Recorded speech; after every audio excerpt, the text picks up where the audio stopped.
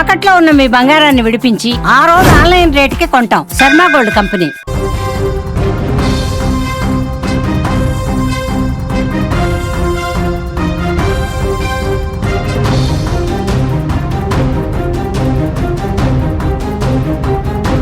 భారత్ పాకిస్తాన్ మధ్య యుద్ధ వాతావరణం తీవ్ర స్థాయికి చేరుకుంది.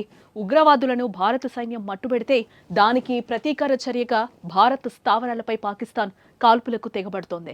2 రోజులుగా డ్రోన్లతో భారత్పై దాడులు చేస్తోంది. అయితే పాక్ దాడులను భారత్ సమర్థవంతంగా తిప్పికొడుతోంది. అయితే 2 దేశాల మధ్య ఉద్రిక్తతలు రోజురోజుకు తీవ్రంగా మారుతున్న నేపథ్యంలో దేశ రాజధాని ఢిల్లీలో నేడు ఓ కీలక సమావేశం జరిగింది. ఈ సమావేశంలో ప్రధాని నరేంద్ర మోదీ త్రివిధ దళాధిపతులతో అత్యున్నత స్థాయి భద్రతా సమీక్షలు చేపట్టారు. ఈ భేటీలో చీఫ్ ఆఫ్ డిఫెన్స్ అధికారులతో పాటు రక్షణ మంత్రి రాజ్నాథ్ సింగ్, జాతీయ భద్రతా సలహాదారు అజిత్ దోబాల్ సమావేశంలో పాల్గొన్నారు. వీరందరూ దేశ భద్రతకు సంబంధించి ప్రస్తుత పరిణామాలపై పూర్తి సమీక్ష చేపట్టారు.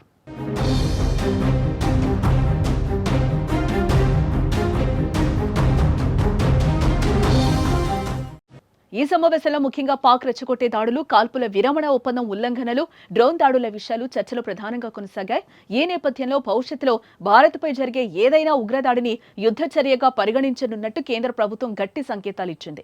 2 దేశాల మధ్య ఉద్రిక్తతలు విపరీతంగా పెరిగినందున భవిష్యత్తులో దేశంలో జరిగే ఏదైనా ఉగ్రవాద దాడిని యుద్ధ చర్యగా పరిగణిస్తామని భారతదేశం వైపు నుంచి పాకిస్తాన్ కు గట్టి హెచ్చరిక జారీ చేయనున్నట్లుగా తెలుస్తోంది. భవిష్యత్తులో జరిగే ఏదైనా ఉగ్రవాద చర్యను భారతదేశానికి వ్యతిరేకంగా యుద్ధ చర్యగా పరిగణించాలని, అందుకనుగుణంగా ప్రతిస్పందించాలని భారత ప్రభుత్వం నిర్ణయించినట్లు సమాచారం.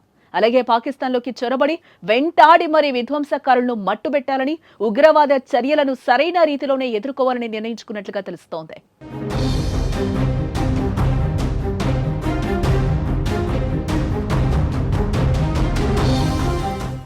ఇక పహల్గామ్ ఉగ్రదాడికి ప్రతిస్పందనగా భారతదేశం ఆపరేషన్ సింధూర్ పేరుతో పాకిస్తాన్ పీఓకేలోని ఉగ్ర స్థావరాలను ధ్వంసం చేసిన సంగతి తెలిసిందే. అయితే అప్పటి నుంచి పాకిస్తాన్ వరుసగా కాల్పుల విరమణ ఒప్పందాన్ని ఉల్లంఘించి నియంత్రణ రేఖ వెంబడి ఫైరింగ్ తీవ్రతను పెంచింది.